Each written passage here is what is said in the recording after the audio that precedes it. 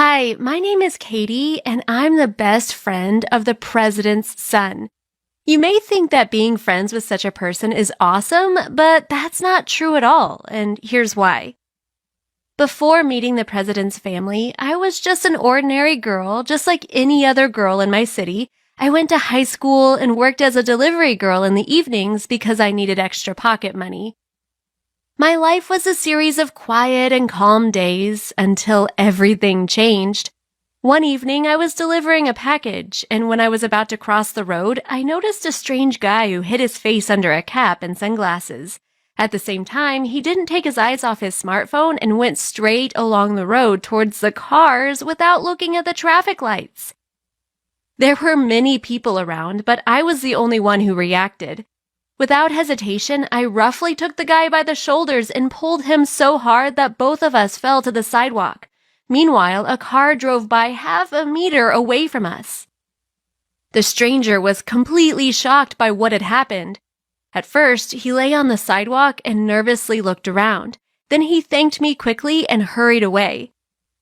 I was a little annoyed at this guy's carelessness because when I fell, I landed right on the package. It was hopelessly damaged, which meant that I wouldn't be paid for it. I didn't even want to give it like that, but according to the rules, I still had to deliver it to the addressee, no matter what state it was in. Of course, I wasn't paid for the order. Moreover, I lost all my pocket money because I had to pay off the heavy fine for the property damage. The day was completely ruined. In the evening, my whole family drew round the table, but dinner was interrupted by the doorbell ringing. When I opened the door, I saw a young guy. I hardly recognized the weirdo who crossed the road against the traffic lights. I let him in, and then he officially introduced himself. His name was Robert, and he turned out to be the president's son. At first, I didn't even believe him and thought that it was just a stupid prank. He saw my reaction, smiled, and showed his ID. I was so surprised that I couldn't even say a word. And while I was standing there shocked by the fact that afternoon I had saved the president's son, he told my parents about my feat. Robert considered me a true hero, and he wanted to thank me for saving him. That's why he ordered to figure out my identity and my exact address using footage from the street cameras. Robert said that he would be very pleased if I came to visit him tomorrow and accept an award from the entire presidential family as an expression of gratitude. I nodded and agreed because I simply couldn't refuse such a person.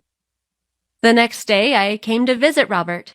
The president handed me a letter of gratitude and a check for $1 million. There was also a journalist who interviewed me and took some photos with Robert's family and the check I received. Robert seemed to be a very sociable and nice person, and we had a lot in common. I was surprised when I found out that he had no friends at all. I even felt sorry for him because he turned out to be a very lonely person. We exchanged phone numbers and kept in touch. The meeting with the president's family didn't go unnoticed, and when they learned about it at school, I was in the spotlight. I used to have a few friends before, but now everyone wanted to be friends with me.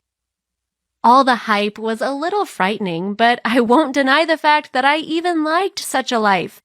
However, I liked to communicate with Robert most of all. We texted each other almost every day. Sometimes he found time to meet me and spend an evening together. We had heart-to-heart talks or engaged in common hobbies. Robert was fond of the same things as me, namely collecting various robots from construction kits. It's rather weird, but we like creating new things.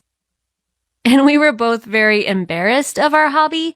Since childhood, I liked to do arts and crafts. When I got my first construction kit, I began to assemble robots that I came up with in my head. I was embarrassed to admit it to anyone because they could start laughing at me and only my parents knew about it. Robert's case was even worse because even his parents didn't know that he secretly created robots in the evenings and played with them and then hid them in a secret section of his closet. When he was a child, his father treated his hobby like normal, but when Robert was 12 years old, his father took the construction kit away from him, saying that his son was too old for children's games. Robert said that in the future he would like to create interesting models of robots for children, but his father made him engage in politics, hoping that in the future his son would be able to become president as well. Thanks to this hobby and trust in each other, we gradually got closer and became best friends who could chat about anything or brag about another assembled robot. However, there were disadvantages in this friendship as well. Once, we decided to take a walk in the park, and that walk became fatal for us because suddenly some masked people came running to us from behind the bushes and began to threaten us with guns. Tall men in formal suits appeared literally out of nowhere on a dime and surrounded us to protect us. A couple of shots rang out and the attackers were rounded up at once. I was really scared, but Robert apparently had been there before because he stayed calm. Apparently, being the president's son is not as awesome as it might seem. According to Robert, they tried to kidnap him several times, but always failed because he always had security. And on the day I saved his life, there were no bodyguards close enough to Robert as they were waiting for him in the limousine across the street. They were immediately fired for such negligence. That day, I feared for my life for the first time ever and realized that the president's friends are also in danger if they are close. Robert understood it as well and said that everything would be fine, but unfortunately, he was wrong. I was going to spend time with my family over the weekend. Suddenly, the door to the house fell with a bang. Masked people with guns ran into the living room. We had no time to do anything, and we had to do what they said. The robbers asked for the check of $1 million, and they were determined to get it at any cost. We never had time to cash it, and Dad carefully gave them the piece of paper they came for. In the end, the robbers took a few more valuables and ran away. The police helped us quickly find the criminals, who once used to be close friends of the family. When Robert found out about it, he helped us to compensate for all the damage done, although we never asked for that.